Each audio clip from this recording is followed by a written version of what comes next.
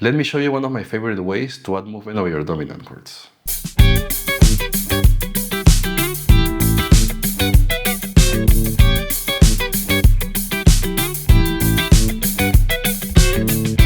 Now for reference, A7 is going to be the 5 chord in the key of D. Now the concept is super simple. We're going to play the 2 on the 3 chord minor over the 5 chord. You probably have seen me do this concept more than once, but here we have a new example, so it's a new way to apply this concept. Now in the key of D major, E minor is going to be the 2 chord. If I play it over A, I'm going to have the root, the 9, the 5th, and the flat 7. And F sharp minor is going to be the 3 chord. If I play it over A, I'm going to have the root, the 3rd, the 6th, and the root again. So if I go back to my musical example, I'm going to start with this A7 on the top 4 strings, and all I'm doing is bringing the pinky half step up to the 10th fret, to A7 sus4. And then from here, I'm going to use these 2 triads, right? I'm going to go to E minor, second inversion, strings to 3 and 4, and F sharp minor, second inversion, strings to 3 and 4. If I put that together, it sounds like this.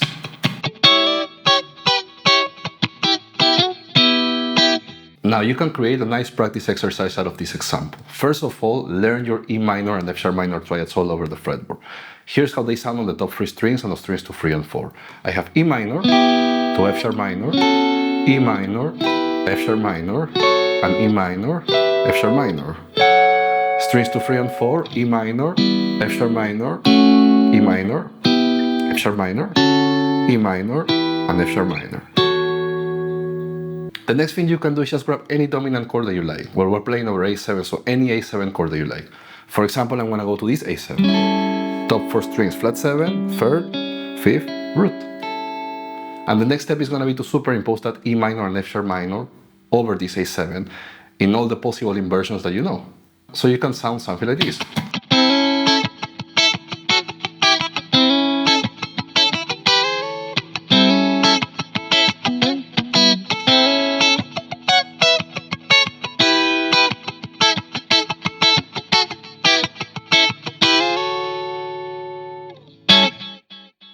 Now try to take this practice idea to the next level by following the circle of 4s and playing it over the 12 keys.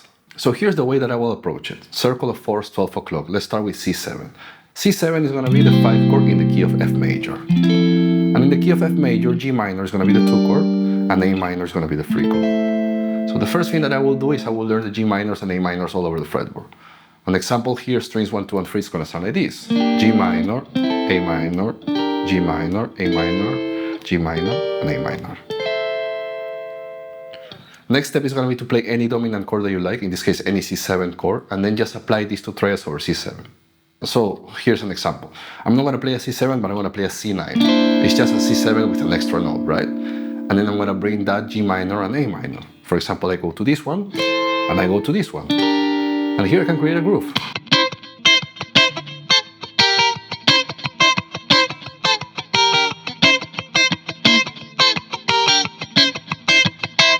Now this was the first key, right? Then you want to go to F, B flat, E flat, A flat, and so on. Now let's go back to our musical example. For the second bar, we're going to play this A9 chord. Let's analyze this chord a little bit. It's a 5-note chord. I'm going to go to this A note to understand the chord a little bit better. Let's analyze those 5 notes first. So I'm going to have the root, the second or the 9, the major 3rd, the 5th, the flat 7, and the root. Now if you think about it, here I have a 5-note scale, right? So I'm actually creating a pentatonic scale out of the 5 notes of this chord. Remember, a pentatonic scale means a scale made out of 5 notes. Whenever we're playing our classic minor pentatonic, the notes are going to be root, flat 3, 4 or 11, 5, or flat 7, back to the root. So actually the pentatonic is made out of this chord, A minor 11, right? That means that I can make a pentatonic out of any 5-note chord. In this case, we're playing A9. So I'm actually creating this pentatonic. Root, second or 9, major 3rd, 5th, flat 7, and root. And I can try to learn this all over the fretboard.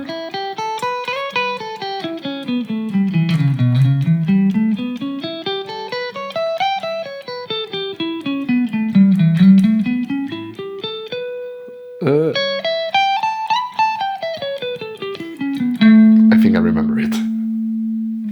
Now another nice concept that I can get from this A9 chord, 5-note chord, right? If I take the root away, mainly because in a fun guitar part, I'm not actually playing the 5th string, so I don't get in the way of the bass player. So I'm actually playing the top 4 strings. So So now I have an A9 chord starting from the major third of A, right? In this case, C sharp. Now, if I made that C sharp my root, I'm actually going to have a half diminished chord, minor 7 flat 5, right? And C sharp minor 7 flat 5 is more commonly known as this voicing, right? That's how we learn a minor 7 flat 5 chord, right? Usually we harmonize the major scale, and whenever we hit that 7 chord, right, that diminished triad, if we put a flat 7, we get this chord, a minor 7 flat 5 that resolves to the 1 chord, in this case D major, right? But if I play a C sharp minor 7 flat 5 and put my root on A, I have an A9 chord.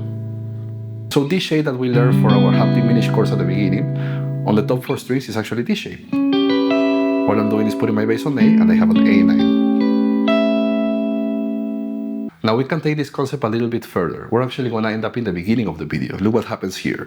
So I'm playing A9. If I take the root away, I have a C sharp minor 7 flat 5, right?